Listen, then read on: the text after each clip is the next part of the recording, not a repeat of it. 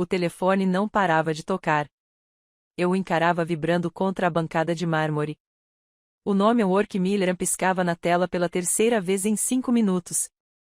O chuveiro ainda estava ligado lá em cima. Provavelmente o vapor embaçava as portas de vidro. Meu marido, Jake, cantarolava aquela música desafinada que ele sempre cantarolava quando achava que ninguém estava ouvindo. Minha mão pairou sobre o telefone. Ele vinha recebendo essas ligações ultimamente. Sempre saindo da sala. Sempre com aquele sorriso forçado que não chegava aos olhos quando eu perguntava quem era. Só coisas de trabalho, querida. Você sabe como o Miller fica com os relatórios trimestrais. O telefone parou de tocar. Recomeçou imediatamente. Senti um arrepio na espinha. Isso não era normal. O trabalho não liga 4 vezes seguidas às 8 horas da manhã de um sábado. Atendi o telefone, com o polegar pairando sobre o botão de atender. Meu coração batia tão forte contra as costelas que eu conseguia senti-lo na garganta. Eu respondi: "Oi, papai. A mamãe disse que podemos ir ao parque hoje se você voltar cedo para casa." A voz era pequena, doce, inocente. Uma voz infantil, radiante de entusiasmo e confiança. Meu mundo inteiro virou de cabeça para baixo. "Olá." A voz veio novamente, agora incerta. "Papai." Abri a boca, mas nenhum som saiu. O banheiro no andar de cima ficou em silêncio. A água parou de correr. "O papai está aí?" Outra voz, agora mais velha, feminina, carregada de preocupação. Uma mulher havia atendido o telefone. "Quem é?" Encerrei a ligação com os dedos trêmulos. O telefone escorregou da minha mão e bateu com força no balcão. O som ecoou pela nossa cozinha. A cozinha onde cozinhamos juntos ontem à noite, onde ele beijou minha testa e disse que me amava, onde rimos do pão de alho queimado e pedimos pizza em vez disso. Passos na escada. Peguei o celular e o empurrei de volta exatamente para o lugar de onde estava, com a tela para baixo, e cambaleei para trás até a cafeteira. Minhas mãos tremiam tanto que mal conseguia segurar a caneca. O café transbordou, queimando meus dedos. Eu não senti nada. "Bom dia, linda." A voz de Jake, calorosa e familiar, a mesma voz que sussurrou votos para mim há 5 anos. Ele me abraçou por trás, depositando um beijo em meu pescoço. Sua pele estava quente do banho, com o cheiro do sabonete de sândalo que eu lhe havia comprado para o Natal. Fechei os olhos e me forcei a respirar. "Bom dia", sussurrei. O celular dele vibrou uma vez. Uma mensagem de texto. Ele se afastou e eu senti a mudança imediatamente. Aquela tensão sutil nos ombros, o jeito como a mão dele se moveu rápido demais para alcançá-lo. "Trabalho?" perguntei, com a voz surpreendentemente firme. "Sim." Ele sorriu para mim, aquele mesmo sorriso em que eu confiava há 5 anos. "O Miller está ficando maluco com a apresentação de segunda-feira. Talvez eu precise ir ao escritório por algumas horas." O escritório ou o parque com a criança que o chamava de papai? "Está bem", eu disse baixinho. Ele beijou minha testa e desapareceu em seu escritório. Fiquei sozinha na nossa cozinha, com o café esfriando nas mãos, e senti a primeira rachadura, como uma teia de aranha, se abrir nos alicerces de tudo aquilo em que eu acreditava ser real. Aquela vozinha ecoava na minha cabeça. "Oi, papai." E eu sabia, com aquela certeza que vem dos ossos, que a minha vida, como eu a conhecia, já tinha acabado. Eu só não sabia ainda a profundidade da traição, nem o quão sombrio eu estava disposta a ser para fazê-lo pagar por isso. Antes de continuarmos, por favor, escreva nos comentários de qual país você está assistindo a este vídeo. Adoramos saber de onde nossa família global está nos acompanhando. E se esta é a sua primeira vez neste canal, inscreva-se. Seu apoio nos ajuda a trazer ainda mais histórias épicas de vingança. Aproveite! Nos 3 primeiros dias após o telefonema, não o confrontei. Não gritei, não chorei, nem atirei as coisas dele no jardim, como todo instinto me ditava. Em vez disso, me tornei alguém que eu não reconhecia. Alguém frio, calculista, paciente. Eu observei, realmente o observei pela primeira vez em meses, talvez anos. Todos aqueles pequenos detalhes que eu havia ignorado de repente ganharam nitidez. O jeito como ele inclinava o celular para longe de mim enquanto digitava. Como ele tinha começado a ir à academia 3 vezes por semana, sendo que antes detestava exercícios. O perfume novo. O corte de cabelo a cada 2 semanas, em vez do corte mensal de sempre. Você está bonito, eu disse distraidamente, e ele sorriu. Tentando me manter atraente para minha esposa, brincou ele, me puxando para perto. Eu me entreguei àquele beijo, acreditando nele. Meu Deus, como fui tola! Na segunda-feira, ele saiu para o trabalho às 7h30. Esperei exatamente 15 minutos e depois o segui. Meus dedos estavam agarrados ao volante com tanta força que eu conseguia manter 3 carros de distância, como nos filmes. Era uma sensação surreal, como se eu estivesse me observando de fora do meu corpo. Essa não era a minha vida. Eu não seguia meu marido. Eu confiava nele. Éramos felizes. Só que não. A felicidade tinha sido uma mentira cuidadosamente construída, e eu estava tão confortável que não percebia as rachaduras. Ele não foi para o escritório no centro da cidade. Em vez disso, dirigiu-se para o norte, em direção aos subúrbios para onde conversávamos sobre nos mudarmos um dia. Quando tivermos filhos, ele sempre dizia. Quando estivermos prontos para começar nossa família. A ironia tinha um gosto ácido na minha língua. Ele entrou na garagem de uma casa colonial de 2 andares com venezianas azuis e um balanço no quintal. Um balanço. Minha visão ficou turva. Estacionei mais adiante na rua, parcialmente escondido atrás de um caminhão de paisagismo. A porta da frente se abriu antes que ele chegasse lá. Ela era linda, loira onde eu era moreno, alta e esguia, vestindo calças de yoga e um suéter largo, e jovem. Meu Deus, ela não devia ter mais de 25 anos. Ela sorriu para ele, radiante e confiante, e ele a beijou. Não um selinho, um beijo de verdade, daqueles que expressam familiaridade, afeto e rotina, o tipo de beijo que me pertencia.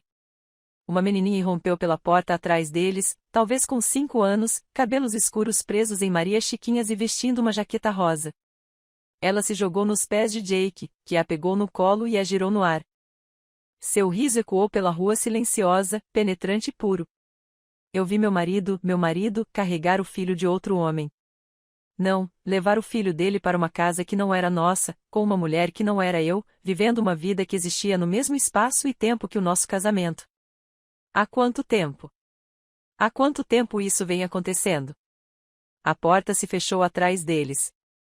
Eu fiquei sentada no meu carro encarando aquela casa com suas alegres venezianas azuis, sua cerca branca e seu maldito balanço, e algo dentro de mim morreu. Aquela parte de mim que acreditava na bondade, na confiança e na eternidade. Algo mais nasceu em seu lugar. Algo duro, ambicioso e implacável. Peguei meu celular e comecei a tirar fotos. A casa, o endereço, a placa da minivan prateada na entrada da garagem. Uma minivan. Meu Deus! Ele comprou um carro familiar para ela enquanto dirigia o BMW que tínhamos economizado por 2 anos para comprar. Então fui para casa e comecei a cavar. Nosso escritório em casa sempre foi o domínio do Jake. Eu usava o laptop na sala de estar para meu trabalho freelance de design gráfico. Ele precisava do escritório para o seu emprego estressante na área financeira, que exigia arquivos confidenciais de clientes e sistemas seguros. Mais mentiras. Mentiras tão cuidadosamente elaboradas. Eu nunca tinha bisbilhotado antes. Nunca senti necessidade. Que tipo de casamento exige mexer nas coisas do parceiro? Um casamento fracassado, percebo agora. Ou talvez um casamento de fachada. O computador dele estava protegido por senha, mas eu conhecia o Jake. Ele era inteligente em algumas coisas, descuidado em outras. Tentei no nosso aniversário de casamento. Errado. No meu aniversário, errado. No aniversário dele. Errado. Então, por um palpite que me embrulhou o estômago, tentei a data de aniversário da menina, ou o que eu imaginei que fosse com base na idade dela. Voltei 5 anos no calendário do celular dele, cuja senha eu havia memorizado anos atrás. O antigo número que ele usava no futebol americano da faculdade nunca havia mudado. No dia 15 de março, há 5 anos, ele me disse que participaria de uma conferência de uma semana em Seattle. Fiquei desapontada porque era perto do nosso aniversário, mas compreensiva, sempre tão compreensiva. Digitei 0315. O computador desbloqueou. O grito que se acumulava na minha garganta morreu ali, preso atrás dos dentes cerrados. Eu precisava ficar quieta. Manter a calma. Eu não podia desmoronar ainda. Não até saber de tudo. O e-mail dele era um labirinto de enganos. 2 contas separadas. Uma para o trabalho de verdade, mundano e entediante. A outra era uma vida inteira da qual eu não sabia nada. E-mails para minha querida Ellen em que remontavam a 6 anos. 6. Estávamos casados há 5 anos. Ele esteve com ela por mais tempo do que me foi fiel. Percorri a página com as mãos trêmulas, meus olhos examinando palavras que se gravavam em meu cérebro. Mal posso esperar para ver você e a Emma neste fim de semana. Diga à nossa princesa que o papai vai trazer a casa de bonecas que ela queria. Sinto muito por não poder estar presente na festa de aniversário dela. Você sabe como é difícil viajar, mas vou compensar. Amo vocês duas. Amo vocês. Ellen, você é tudo para mim. Você e a Emma são minha verdadeira família. Só preciso de mais tempo para descobrir como ir embora sem perder tudo financeiramente. O acordo pré-nupcial que o pai dela me fez assinar é inquebrável. Mas logo, meu amor. Logo estaremos juntos em tempo integral. O acordo pré-nupcial. Claro. Meu pai insistiu, apesar dos meus protestos. Proteja-se, querida, ele disse. A gente nunca conhece realmente alguém. Eu fiquei envergonhado. Achei que demonstrava falta de fé. Meu pai tinha razão. Jake não ficou comigo por amor. Ficou por dinheiro. O dinheiro da minha família. O fundo fiduciário que eu herdei. A carteira de investimentos que meu pai construiu. Jake tinha acesso ao estilo de vida, mas não aos bens.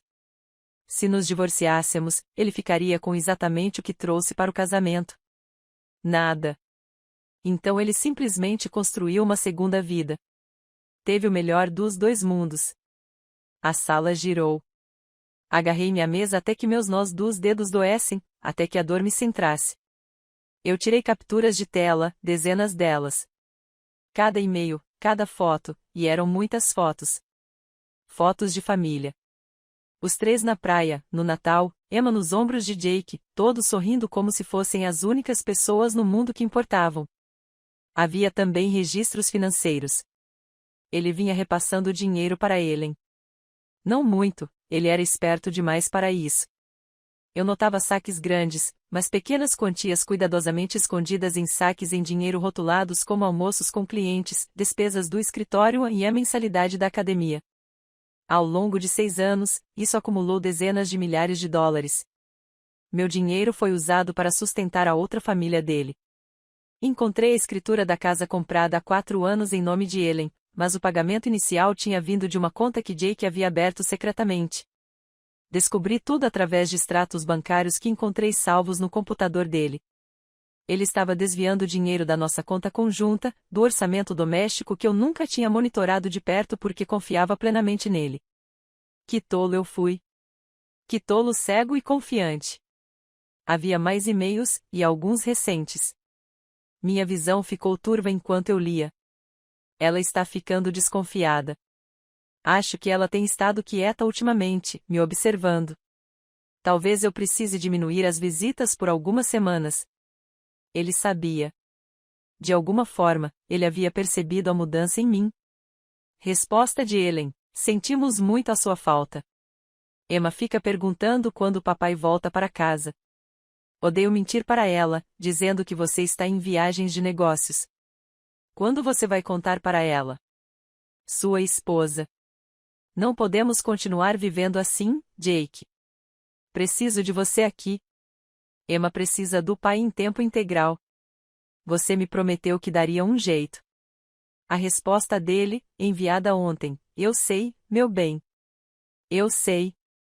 Estou trabalhando nisso.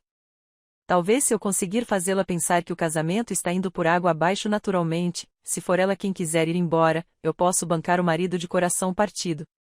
Assim, consigo manter a simpatia da família dela. Deixe comigo. Confie em mim. Deixa comigo. Ele estava planejando me manipular para que eu o deixasse. Queria me fazer acreditar que a ideia tinha sido minha para que ele pudesse se fazer de vítima.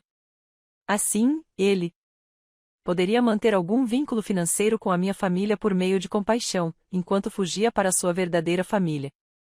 Sentei-me de volta na cadeira dele, em seu escritório, cercado pelas evidências de sua vida dupla, e senti algo mudar fundamentalmente dentro de mim. A mágoa ainda estava lá, uma ferida aberta que provavelmente nunca cicatrizaria completamente. Mas por baixo dela, crescendo a cada respiração, havia fúria.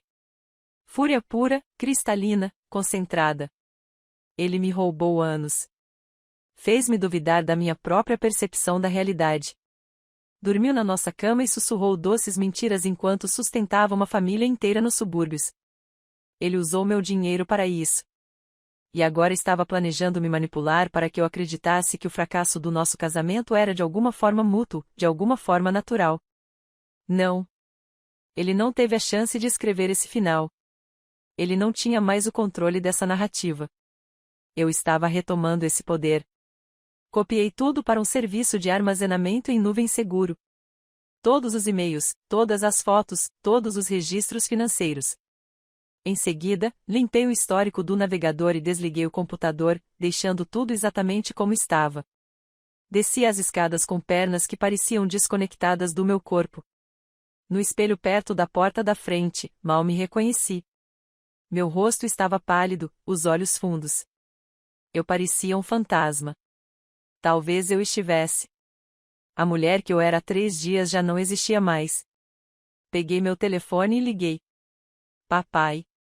Minha voz falhou. Preciso da sua ajuda e preciso que você não me faça perguntas ainda. Você pode me indicar um detetive particular? O melhor, sabe? Houve uma pausa. Meu pai era advogado corporativo, inteligente e experiente.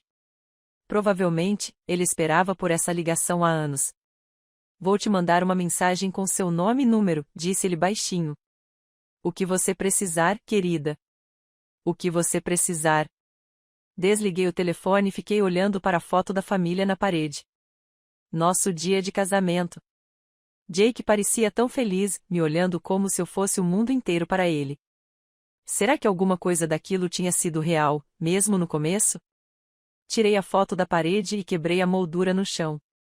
Cacos de vidro espalhados pela madeira, brilhando como estrelas quebradas. Foi uma sensação boa, mas não foi suficiente. Nem de longe o suficiente.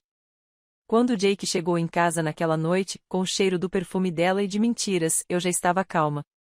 Eu tinha feito o jantar. Eu tinha arrumado a mesa.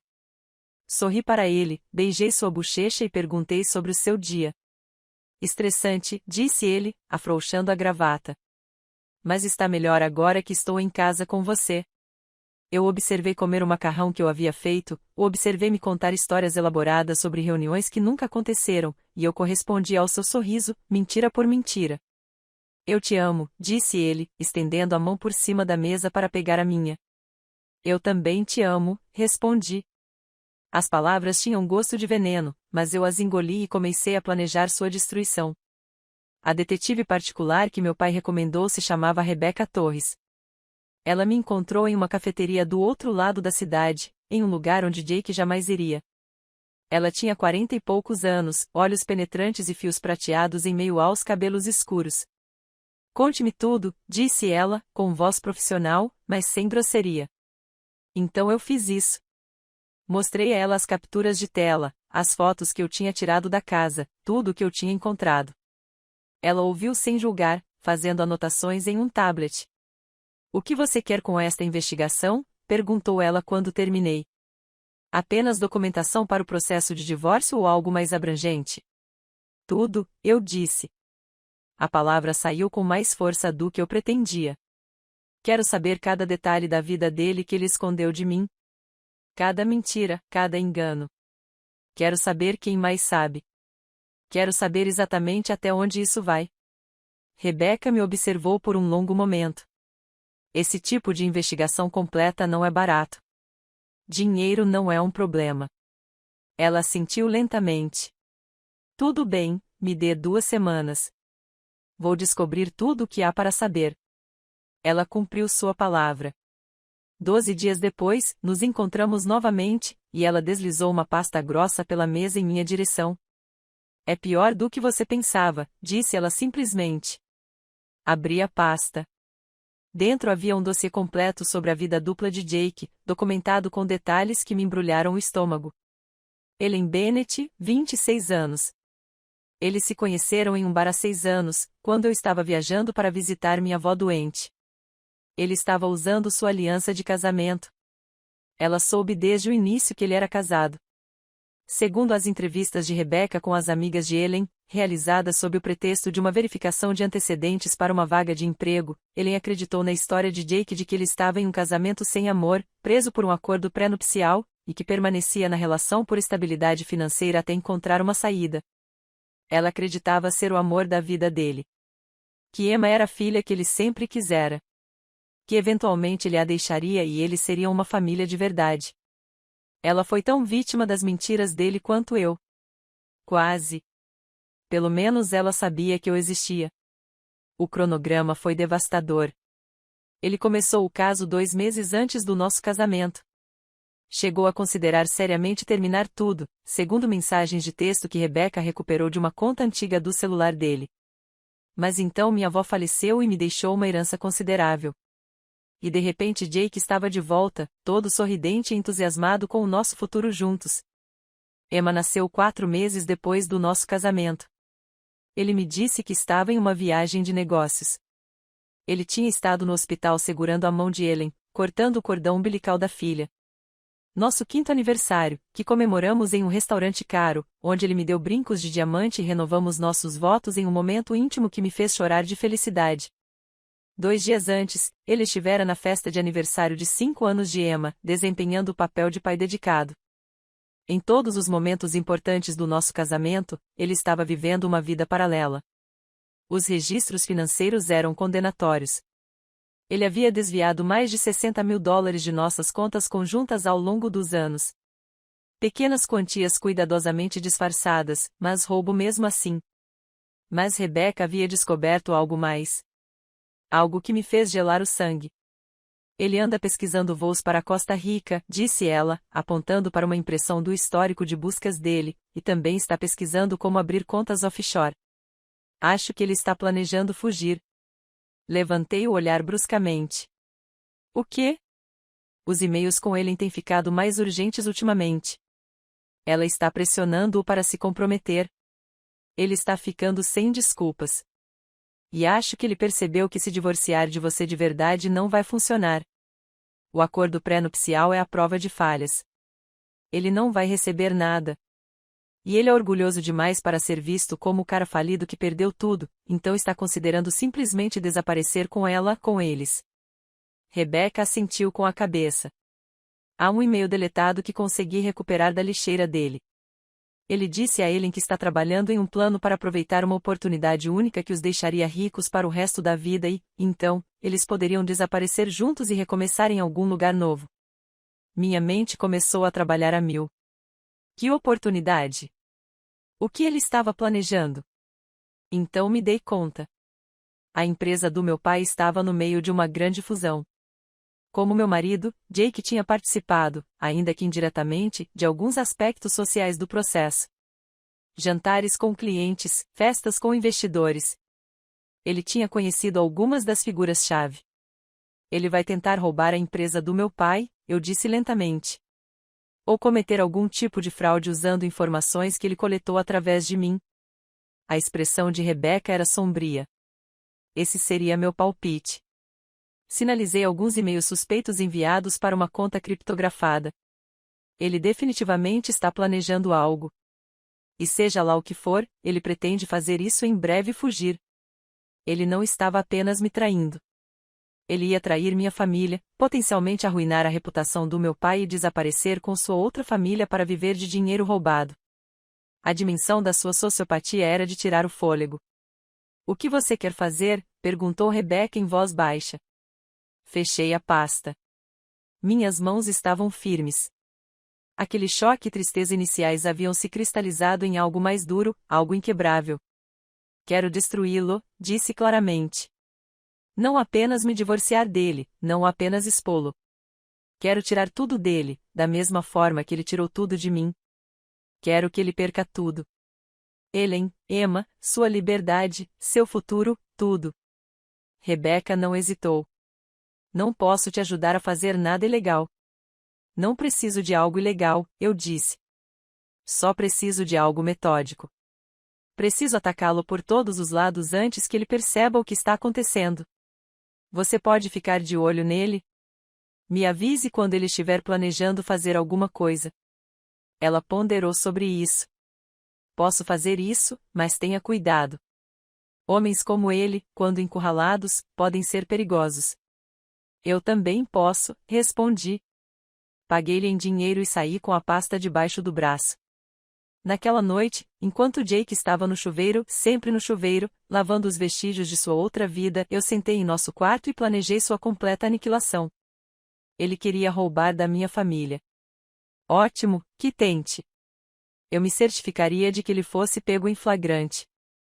Ele queria me abandonar e fingir que era uma família feliz.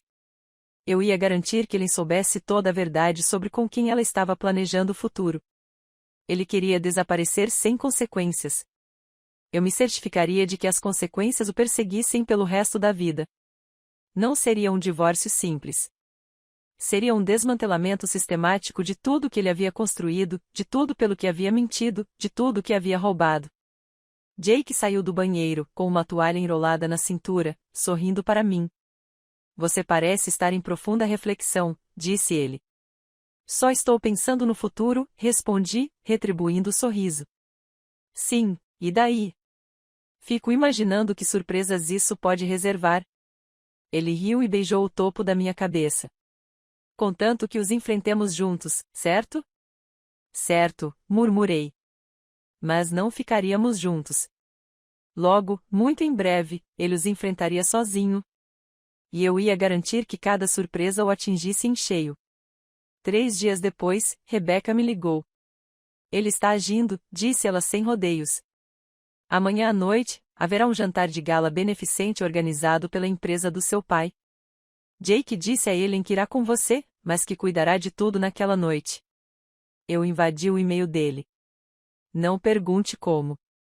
Ele planeja acessar um computador no evento, pertencente a um sócio sênior, e transferir fundos da conta de garantia da fusão para sua conta offshore. Ele conseguiu algumas senhas de alguma forma. É ambicioso e incrivelmente estúpido, mas se ele conseguir antes que alguém perceba, poderá desaparecer com quase 2 milhões de dólares. 2 milhões de dólares da empresa do meu pai. Ele estava disposto a potencialmente arruinar meu pai, o homem que o acolheu em nossa família, que tentou orientá-lo nos negócios, que lhe deu inúmeras chances de provar que era digno de sua filha. Podemos interromper a transferência? Perguntei, com a mente já a mil. Podemos alertar seu pai. As senhas foram alteradas? Não, deixe que ele faça isso. Silêncio do outro lado da linha. E depois? Deixem que ele inicie a transferência, mas certifiquem-se de que ela seja rastreada.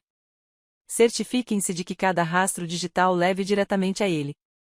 E certifiquem-se de que seja detectado antes que o dinheiro seja de fato transferido, para que o roubo seja tentado, mas não consumado. Quero que ele seja preso no baile de gala, na frente de todos. Isso é arriscado. Se algo der errado. Nada vai dar errado. Você pode incluir meu pai? Ele precisará coordenar com a equipe de segurança cibernética da empresa. Outra pausa. Tem certeza disso? Completamente. Certo, vou configurar tudo. Mas há algo mais que você precisa saber. Meu estômago se contraiu. O quê? A Helen está grávida. De uns 3 meses. Ela ainda não contou para o Jake. Encontrei um teste de gravidez positivo no lixo do banheiro dela e confirmei com o consultório médico. Ela pretende contar para ele depois que ele resolver tudo com você. Outro bebê. Ele ia ter outro filho enquanto ainda estivesse casado comigo. O quarto inclinou-se. Sentei-me com força na beira da cama. Você está bem? Perguntou Rebecca. Tudo bem, sussurrei. Estou bem. Isso não muda nada. Isso torna ainda mais importante que façamos isso direito, porque agora haverá duas crianças crescendo com Jake como figura paterna. Duas crianças que aprenderão com o exemplo dele. Emma já o chamava de papai, confiava nele, o amava. Será que ele faria com elas o que fez comigo? Será que ele ensinaria às filhas que mentir, trapacear e roubar eram aceitáveis se ele desejasse algo com muita intensidade? Eu não deixaria isso acontecer. Só mais uma coisa, eu disse a Rebecca. Preciso que você compile tudo o que temos. Todas as provas do caso, o roubo financeiro das nossas contas conjuntas, tudo num dossiê completo. E preciso que você entregue tudo a Ellen na manhã seguinte ao baile de gala. Você quer que ela saiba? Quero que ela saiba exatamente com quem tem dormido, quem é o pai dos seus filhos. Quero que ela tenha a oportunidade de tomar uma decisão consciente sobre o seu futuro. Ela merece isso, mesmo que tenha dormido com um homem casado. Tudo bem, disse Rebecca. Vai ficar pronto. Desliguei o telefone e liguei para meu pai. Rebecca Torres vai entrar em contato com você, eu disse. Escute tudo o que ela disser. Pai, amanhã à noite, no baile de gala, não importa o que aconteça, não importa o quão ruim pareça, confie em mim. Tudo bem, querida. O que está acontecendo? Justiça, eu disse baixinho. A justiça está sendo feita. Na noite do baile de gala, eu vesti vermelho. Um vestido escarlate que abraçava a cada curva, com um decote quase escandaloso. Meu cabelo havia sido arrumado por um profissional e a maquiagem feita por uma especialista. Eu estava deslumbrante, poderosa. Os olhos de Jake se arregalaram quando ele me viu. Uau, disse ele. Você está, uau. Obrigada. Sorri. Queria estar especial esta noite. Parece uma noite importante. Para o seu pai, é apenas um assunto de trabalho. Ainda importante. A festa de gala foi realizada no Riverside Hotel, um evento deslumbrante com lustres de cristal e champanhe à vontade. Durante o coquetel, fiquei perto de Jake, desempenhando o papel de esposa perfeita. Ri de suas piadas, toquei seu braço carinhosamente, sorri para seus colegas, tudo isso enquanto o observava percorrer o salão, calculando, planejando. Por volta das 9 horas, ele se desculpou e foi ao banheiro. Eu o vi se dirigir, em vez disso, para os escritórios administrativos. Dei-lhe 5 minutos. Depois, seguiu. O corredor estava vazio e mal iluminado. Pela janela de um dos escritórios, eu conseguia ver a silhueta de Jake curvado sobre um computador, digitando freneticamente. O chefe de segurança do meu pai, Tom Briggs, estava ao meu lado nas sombras. Rebecca havia coordenado tudo.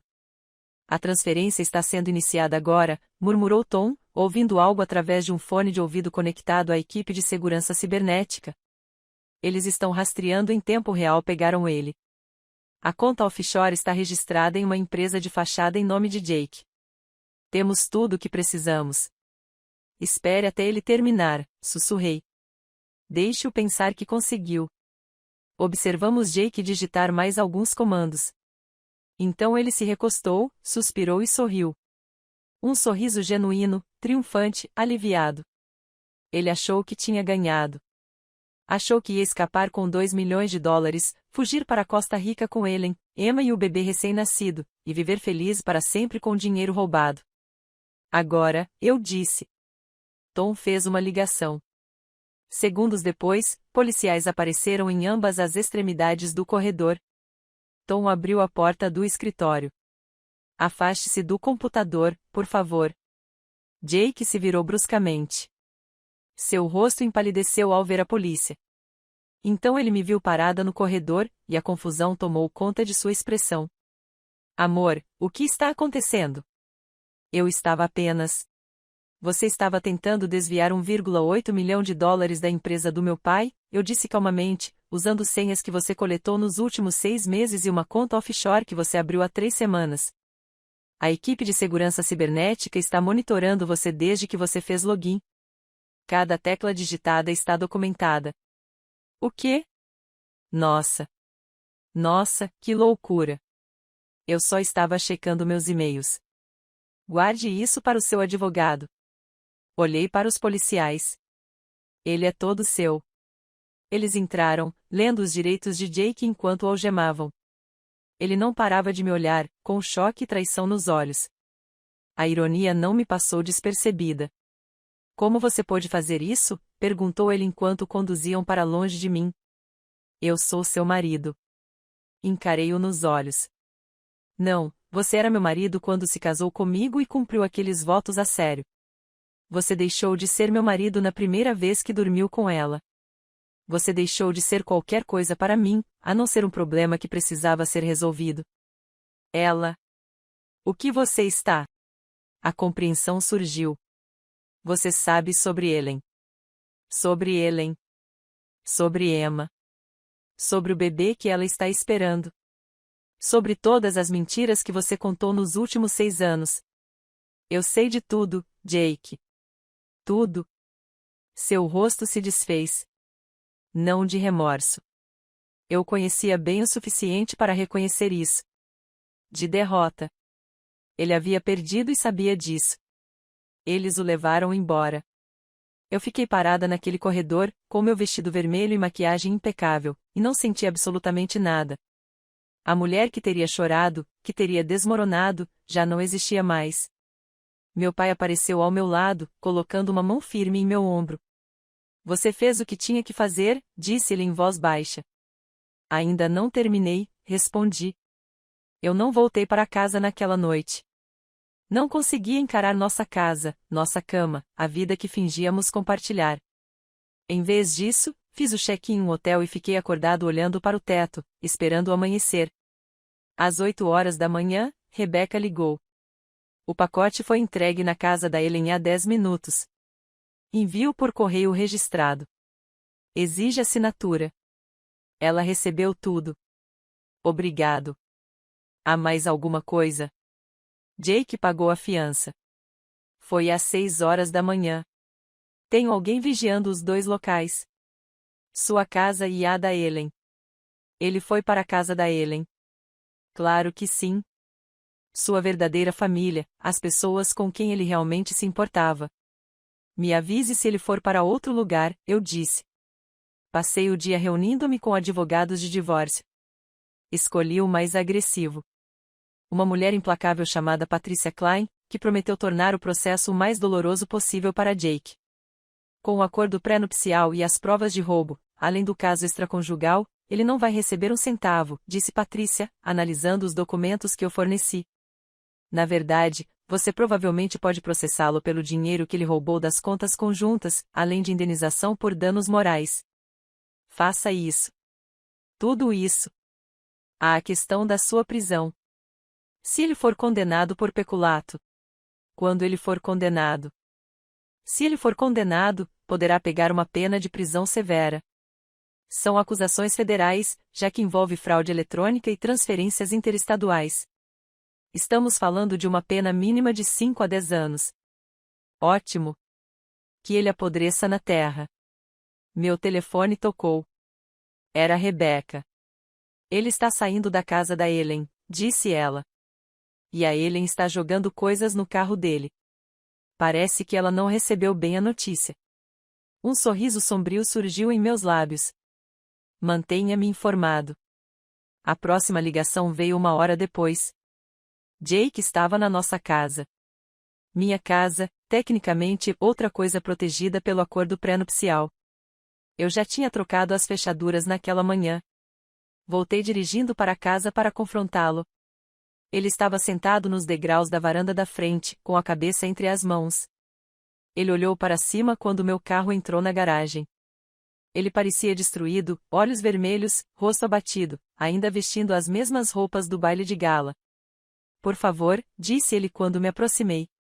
Por favor, precisamos conversar. Não temos nada para conversar. Eu sei que errei. Eu sei que te magoei, mas não é o que você pensa. É exatamente o que eu penso. Destranquei a porta da frente. Você construiu uma segunda vida. Você roubou de mim, mentiu para mim, me usou. E estava planejando se fazer de vítima enquanto fugia com o dinheiro roubado da minha família. O que eu não entendi? Ele me seguiu para dentro. Eu nunca quis que isso acontecesse. Ellen e eu, simplesmente, aconteceu. E então Emma chegou e eu não pude simplesmente abandoná-las. Mas você poderia me abandonar. Isso não é justo. Eu fiquei com você. Eu ri. Soou cruel até para mim. Você ficou pelo dinheiro. Não finja que foi outra coisa. No segundo em que você achou que podia roubar o suficiente para viver confortavelmente, você estava pronto para desaparecer. Eu a amo, disse-lhe desesperadamente. Eu amo Ellen.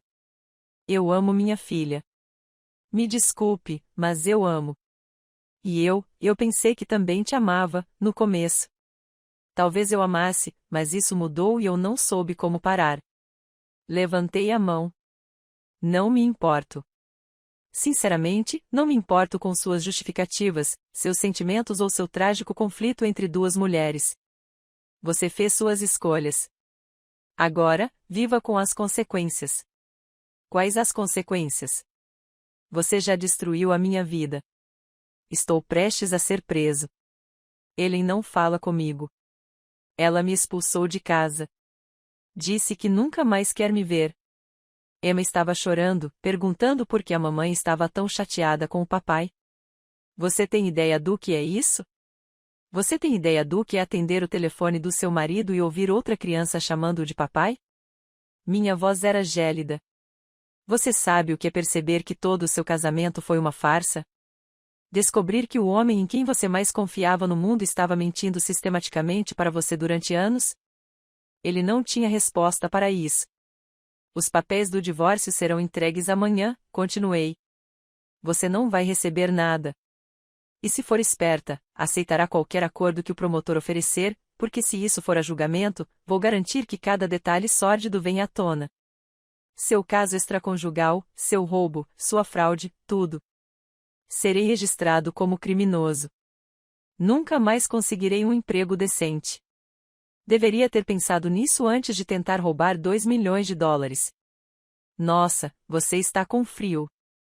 Ele me encarou como se eu fosse uma estranha. Quando você ficou tão fria?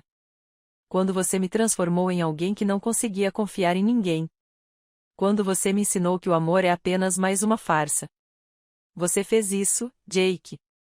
Você criou essa versão de mim. Caminhei até a porta e a abri. Saia e não volte. Se precisar de alguma coisa da casa, entre em contato com os advogados. Ele ficou parado ali por um instante, com um olhar perdido. Então, algo mudou em sua expressão. A raiva substituiu o desespero. Você se acha tão perfeito, ele cuspiu as palavras. Você, com sua herança e as conexões do seu pai. Você nunca lutou por nada na vida. Nunca precisou batalhar. Ellen me entendia. Ela não me julgava por querer mais, por querer algo melhor. Ellen achava que você ia se divorciar, eu disse secamente.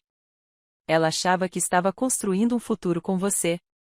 Mas claro, diga a si mesmo que ela te entendia. Diga a si mesmo o que for preciso para justificar o que você fez. Não importa mais. Acabou. Ele foi embora. Eu vi partir dirigindo o BMW que estava registrado em meu nome e que eu já havia denunciado à polícia por uso não autorizado. Eles o parariam em poucos quilômetros. Fechei a porta e me encostei nela. A casa estava silenciosa. Provavelmente sempre esteve vazio. Eu simplesmente não tinha reparado. Meu celular vibrou. Uma mensagem da Rebecca. A mãe da Ellen acabou de chegar na casa dela. Está com caixas de mudança no carro. Parece que a Ellen vai voltar para a casa da família. Achei que você gostaria de saber. Eu queria saber. Não porque me desse qualquer satisfação. Ellen também era uma vítima à sua maneira, mas porque significava que Emma estaria segura. Longe da influência de Jake. Criada por pessoas que, com sorte, lhe ensinariam valores melhores do que os do pai. Recebi outra mensagem. De um número desconhecido. Não sei quem você é, mas obrigada. Obrigada por me dizer a verdade. Me desculpe pelo que fiz. Acreditei nas mentiras dele. Pensei que você fosse o inimigo. Eu estava enganada. Ellen. Encarei a mensagem por um longo tempo antes de responder. Cuide de suas filhas. Quebre o ciclo. Não deixe que elas cresçam achando que isso é normal. 3 pontos apareceram, desapareceram e apareceram novamente. Não vou. E, por tudo que vale, eu realmente sinto muito. Eu também, respondi digitando. E eu sentia muito por tudo aquilo. Sentia muito que Jake tivesse prejudicado tantas vidas em sua busca egoísta por ter tudo. Apaguei o número e o bloqueei. Esse capítulo está encerrado. O divórcio foi finalizado em tempo recorde. O advogado de Jake o aconselhou a não contestar nada, considerando as acusações criminais pendentes. Ele assinou os papéis da prisão, sem conseguir pagar a fiança pela segunda vez após violar os termos de sua liberdade condicional ao me assediar. O acordo pré-nupcial foi mantido. Ele não recebeu nada. Eu fiquei com a casa, o carro, tudo que tínhamos construído juntos. Parecia vazio, mas eu aceitava. Seu julgamento estava marcado para dali a 6 meses, mas seu advogado já estava negociando um acordo judicial. Com as evidências se acumulando contra ele, perícia digital, gravações de vídeo, depoimentos da equipe de segurança cibernética, ele não tinha a menor chance de vencer o julgamento. O promotor ofereceu 7 anos de prisão, com possibilidade de liberdade condicional após 5 anos, caso ele se declarasse culpado. 7 anos. Ele teria 43 anos quando saísse. Um homem de meia-idade, com antecedentes criminais, sem perspectivas de carreira e com 2 filhos que cresceriam sabendo que o pai era um criminoso. Eu deveria ter me sentido vingada, triunfante. Algo assim. Em vez disso, me senti destruída. Vazia. Fiz terapia. A doutora Raquel Isaac foi paciente, compassiva, tudo o que eu precisava. Você está de luto, explicou ela durante uma sessão. Não apenas pelo relacionamento, mas também pela sua sensação de segurança no mundo, pela sua capacidade de confiar. Isso é um trauma significativo. Eu destruí a vida dele, disse sem rodeios. Eu o coloquei numa situação em que ele ia perder tudo. Isso não me torna tão ruim quanto ele? Será? Não sei. Eu queria que ele sofresse do jeito que me machucou, e ele está sofrendo. Mas eu não me sinto melhor. Não sinto nada. A vingança raramente traz a resolução que esperamos, disse ela gentilmente. Você expôs a verdade e se protegeu, assim como aos outros, de mais danos. Essas são ações válidas, mas não podem desfazer o que lhe foi feito. A cura da traição leva tempo, mais do que a maioria das pessoas imagina. Quanto tempo? Ela sorriu tristemente. Pelo tempo que for necessário. Vendi a casa. Não conseguia mais morar lá. Não conseguia mais andar pelos cômodos onde brincávamos de casinha enquanto ele planejava sua fuga. Comprei um apartamento menor do outro lado da cidade, em um lugar sem nenhuma lembrança. Meu pai tentou ajudar, mas eu precisava de espaço, longe de todos que fizeram parte daquela vida. Tirei uma licença do meu trabalho de design e viajei por um tempo. Europa, depois Ásia.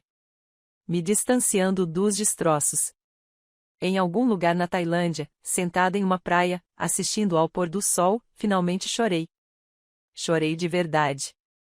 Meses de lágrimas reprimidas jorraram, e eu solucei, cobrindo o rosto com as mãos, lamentando tudo o que havia perdido. Não o Jake. Eu não sentia falta dele, mas sentia falta de quem eu era antes.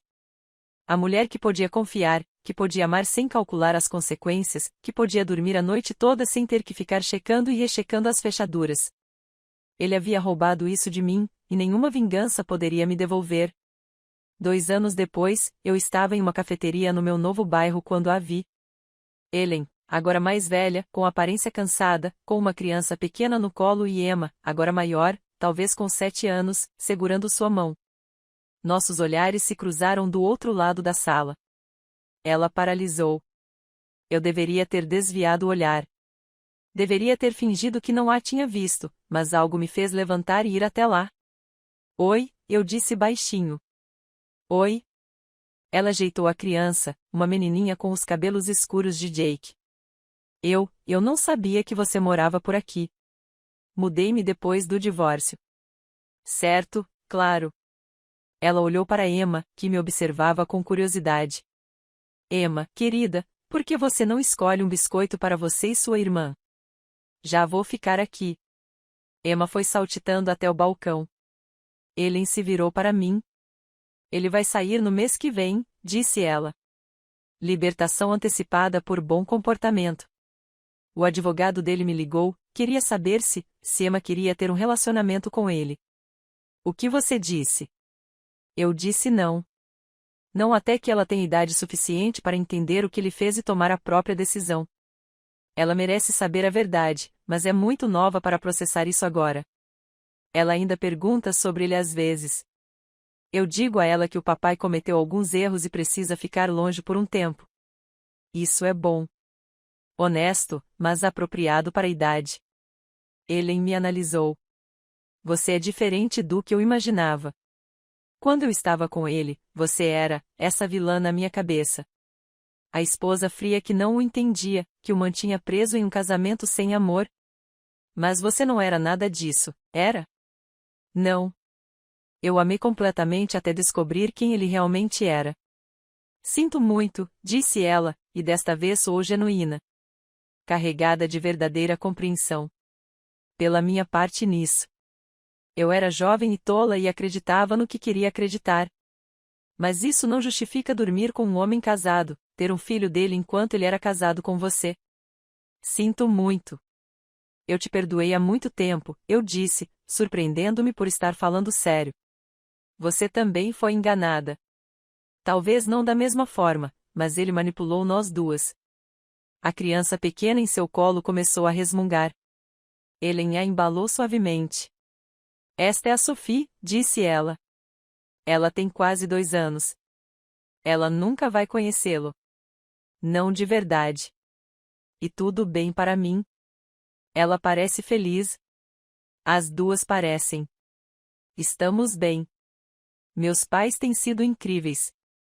Tem sido difícil, mas estamos construindo algo real agora, algo honesto. Ela fez uma pausa. E você? Você está bem? Será que eu estava? Eu tinha voltado a aceitar clientes de design. Fiz alguns amigos na minha nova vizinhança. Saí em alguns encontros, mas nada sério ainda. A ideia de confiar em alguém tão profundamente novamente ainda parecia impossível. Mas eu não era mais a casca vazia que eu havia sido 2 anos atrás. Eu estava aprendendo a me reconstruir à minha maneira.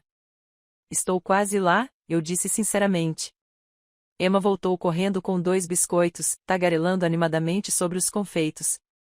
Ellen sorriu para as filhas, e havia algo feroz e protetor naquele sorriso.